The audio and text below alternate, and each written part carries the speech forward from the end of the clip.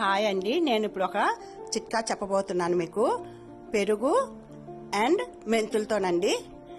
Early morning మనం పెరుగు మెంతులు ఒక్కొక్క స్పూన్ వేసుకుంటే మనకి స్టమక్ చాలా కూల్గా ఉంటుందండి. Body dehydration తప్పించుకుంటుందండి. ఎర్లీ మార్నింగే వేసుకోవాలండి బ్రష్ చేసిన తర్వాత మనకి ఎప్పుడైనా స్టమక్ పెయిన్ అది వచ్చింది అనుకోండి, అప్పుడు కూడాను మనం ఒక స్పూన్ మెంతులు ఒక స్పూన్ పెరుగు వేసుకుంటే అప్పుడు కూడా తగ్గిపోతుందండి.